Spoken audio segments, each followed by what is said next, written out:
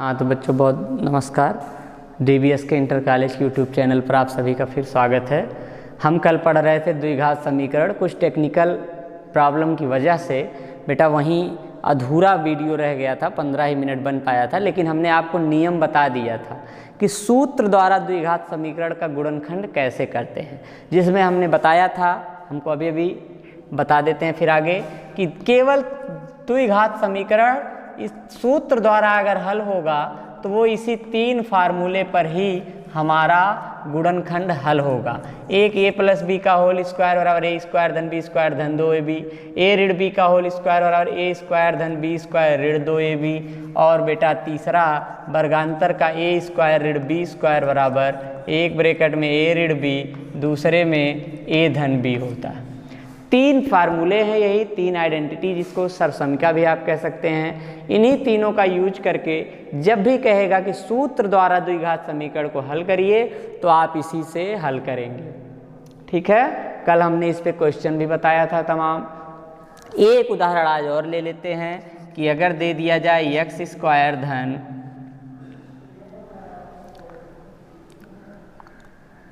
30x और धन 225, तो आपको क्या करना है, सूत्र पर तोड़ना है। यानी ये a स्क्वायर धन इसको b स्क्वायर करेंगे 15 का वर्ग, और धन इसको 2 इंटू a का मतलब कितना है x इंटू b का मतलब 15, तो बेटा ये बन गया x धन 15 का होल वर्ग। यानी देखिए पहली आइडेंटिटी यही हमारा आंसर हो जाता। अगर बराबर 0 दिया है तो क्या करेंगे, बराबर 0 भी लेंगे समीकरण अगर रहेगा।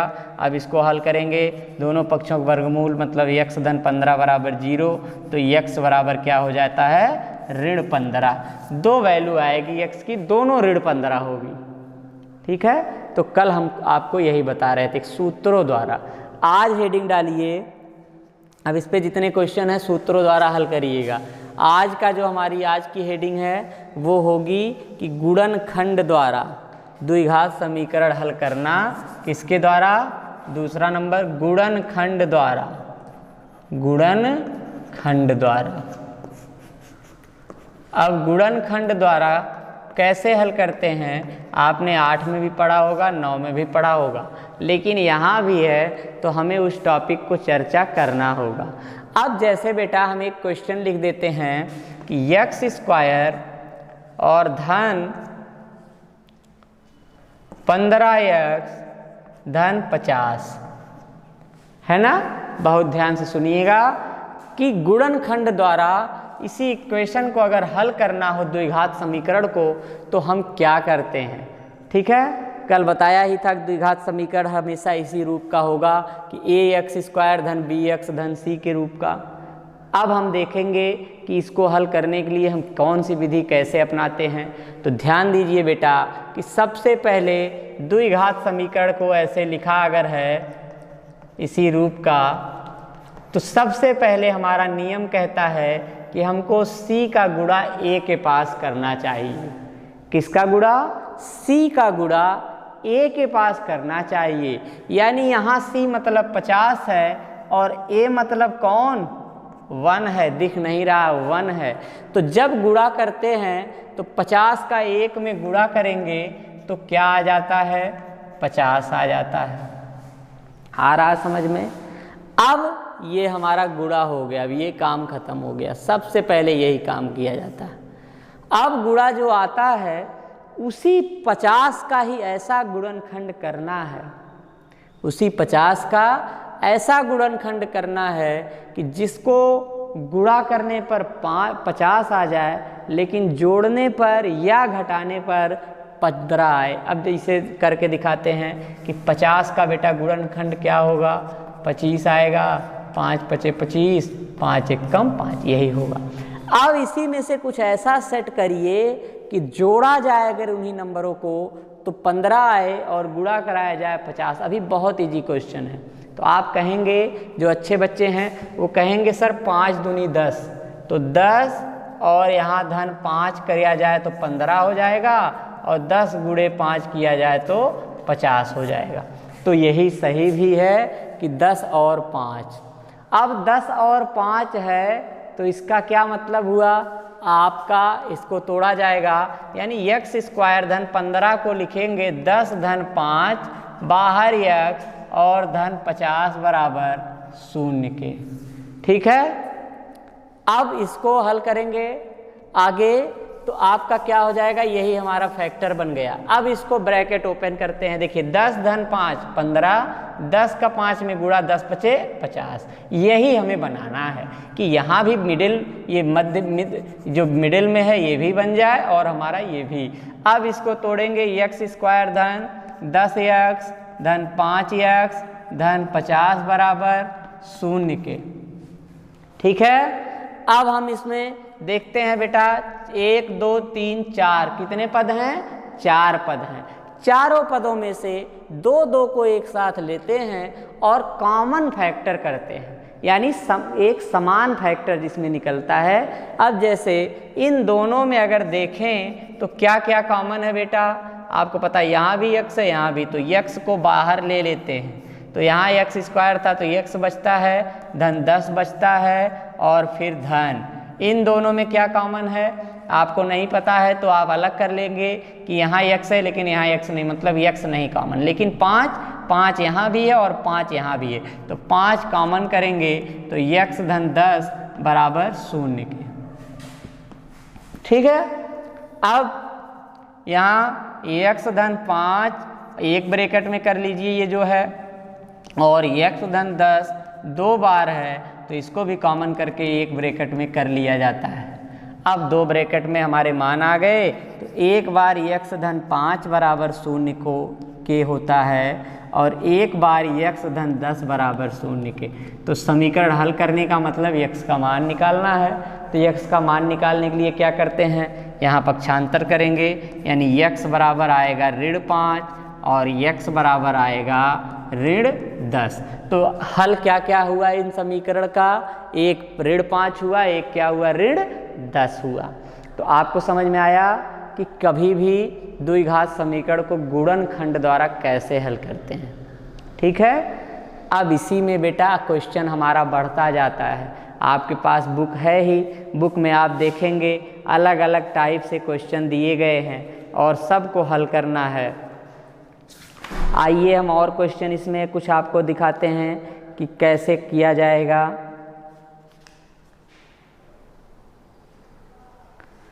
अब जैसे देखिए इसमें क्वेश्चन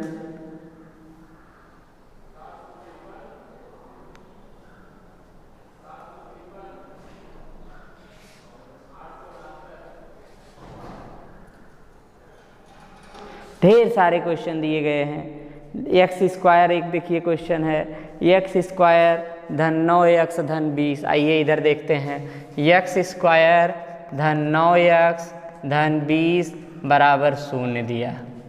ठीक, इसको भी क्या करेंगे, 20 का 1 में गुणा करेंगे तो आएगा कितना, 20 आएगा। 20 का ऐसा फैक्टर कि जिसको जोड़ने पर 9 आए और गुणा करने पर क्या आए 20। तो आपको पता है बेटा एक्स स्क्वायर धन 9 को अगर 5 धन 4 कर लें बाहर x धन 20 बराबर 0 के, तो आपका एक्स स्क्वायर धन 5x धन 4x धन 20 बराबर 0 के हो जाएगा। यहाँ x कॉमन होगा तो x धन 5 धन 4 कॉमन होगा तो x धन 5 बराबर 0 के, यानी x धन 4 और x धन 5 बराबर 0। इसमें समझाना इसलिए नहीं क्योंकि अभी एक क्वेश्चन आपको अच्छी तरह से बताया गया। क्या करते हैं, इसका 20 आया, 20 का ऐसा फैक्टर, 20 का फैक्टर करेंगे 5 गुणे 2 गुणे 2, तो 5 चौक 20 और 5 4 9। अब ब्रैकेट को ओपन करा तो 5x 4x 20। अब यहाँ कॉमन क्या क्या होता है, एक्स स्क्वायर और 5x में x कॉमन तो x धन 5, 4x और धन 20 में 4 कॉमन तो x धन 5। आपका x धन 4 आ गया, x धन 5 आ गया। अब आपको पता है x धन 4 बराबर 0 के, x बराबर -4 हो जाएगा। x धन 5 बराबर 0 के तो x बराबर -5। ठीक, आप देख रहे हैं कि कितना बढ़िया से आपका गुणनखंड द्वारा जो है, यही गुणनखंड या इसी को मध्य क्रम को तोड़कर, मध्य पद को तोड़कर गुणन फैक्टर करना, कहने का मतलब हमें यही काम करना है, ठीक। और यक्स के मान निकालने, आपको पता है द्विघात समीकरण है तो यक्स का 2 मान आना भी चाहिए और आ भी रहा है। इसी तरह से आप देखेंगे किताब में ढेर सारे क्वेश्चन दिए हैं, ठीक। अब आपका इसी में प्लस माइनस में भी कन्वर्जन करता है। अभी तो देखिए एकदम इजी हम दे रहे हैं आपको कि सब धन में ही है, अभी जब ऋण में आता है तब भी आपको थोड़ा सा कन्फ्यूज़न होती है। अब ध्यान दीजिए, कुछ और क्वेश्चन देखते हैं हम लोग। आइए, अब जैसे अगर ऋण आता है तो आप कभी कभी परेशान हो जाते हैं। जैसे मान लीजिए दे दिया जाए एक्स स्क्वायर ऋण क्या आ जाए 9x, ऋण 9x है ना, और ऋण 9x धन 20 आ जाए, ठीक। अब आपको परेशानी फिर नहीं होनी चाहिए। देखिए क्वेश्चन तो दिख रहा होगा कि जैसे पहला था इससे पहले वाला नहीं, अब मान में अंतर आना है। 20 एक कम 20 यानी 20 आया, 20 का गुणनखंड ऐसा करिए कि 9 आए तो एक्स स्क्वायर ऋण 5 धन 4, लेकिन अभी देखिए उत्तर जो अभी आया था उससे अलग आएगा बेटा, बराबर 0। 5 4 9 और ऋण बाहर है ही, ऋण 9, 5 चौक 20 है ना। अब देखेंगे तो एक्स स्क्वायर ऋण 5x और यहाँ जब इसका ऋण का इसमें भी गुणा होगा तो ये भी ऋण 4x धन 20 बराबर 0 के। यहाँ x कॉमन तो x ऋण 5, यहाँ ऋण क्या कॉमन, ऋण कॉमन 4 कॉमन, तो अब देखिए ये पूरा ऋण में था तो क्या हो जाएगा धन x बचेगा, ये पूरा धन था तो क्या हो जाएगा ऋण बाहर आने के नाते ऋण हो जाएगा, 4 का 5 बराबर 0, यानी एक ब्रैकेट में x ऋण 4, एक ब्रैकेट में x ऋण 5 बराबर 0, तो x ऋण 4 बराबर 0, x ऋण 5 बराबर 0, x बराबर 4 और x बराबर, ठीक है, ये हमें क्वेश्चन में आंसर मिल जाता है। तो आपको जरा सा भी परेशानी नहीं लेनी है। नियम देखिए हमने इतनी जल्दी बता दिया, अब इस पे ढेर सारे क्वेश्चन बनते हैं। इसी में देखिए तीसरा टाइप कि जब ये भी ऋण हो जाए, ये भी ऋण हो जाए, तब क्या करेंगे आप। जैसे आइए देखते हैं बेटा, एक्स स्क्वायर ऋण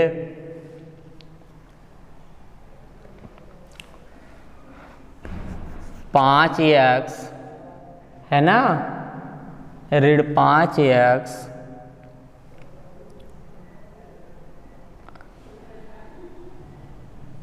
ऋण 36 बराबर 0।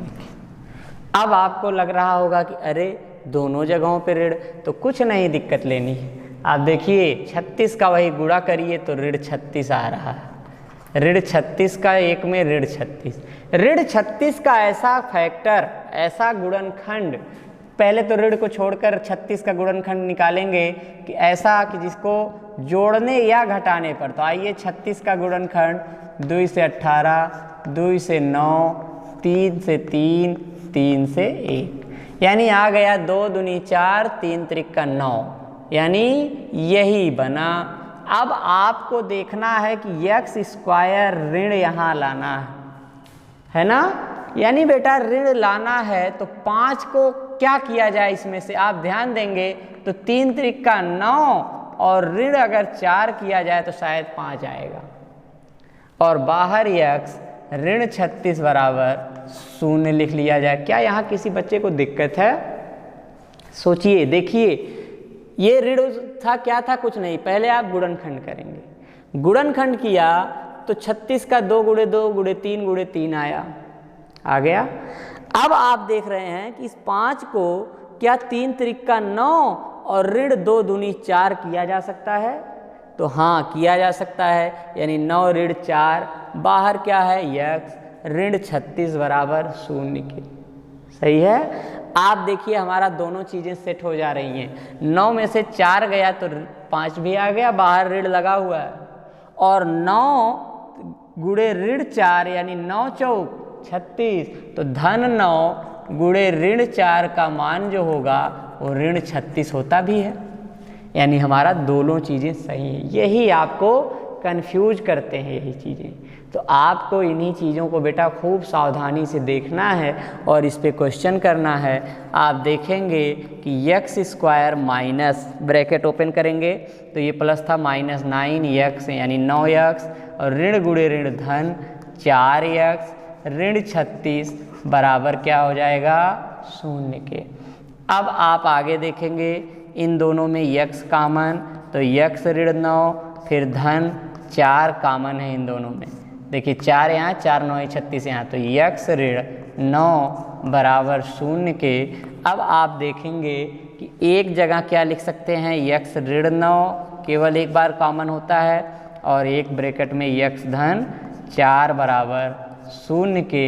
अब दोनों को अलग अलग लेते हैं तो आपका x ऋण 9 बराबर 0 और x धन 4 बराबर 0 के। यहाँ करेंगे तो x बराबर ये पक्षांतर होगा 9 के और यहाँ x बराबर ऋण 4 के। यही हमारा क्या हो गया हल हो गया।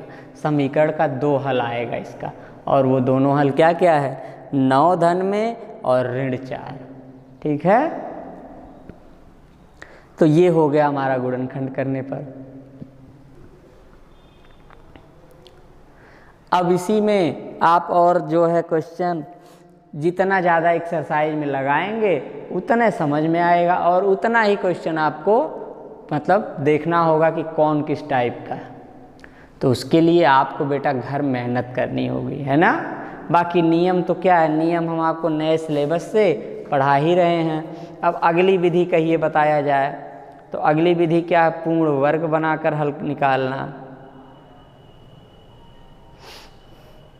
ठीक, पूर्ण वर्ग बनाकर। तो आज अभी नहीं, अब एक एक नियम एक एक दिन बताएंगे। आप उस पर क्या करिए, केवल क्वेश्चन करते रहिए, जितना क्वेश्चन हो सके प्रश्नावली में देखिए और क्वेश्चन करिए। ठीक, हर क्वेश्चन को खूब बार देखिए और हल करिए। अब इसमें और क्वेश्चन थोड़ा सा देख लीजिए। जब अभी आज अब कल बताएंगे पूर्ण वर्ग विधि क्या होती है, पूर्ण वर्ग बनाकर कैसे हल किया जाता है।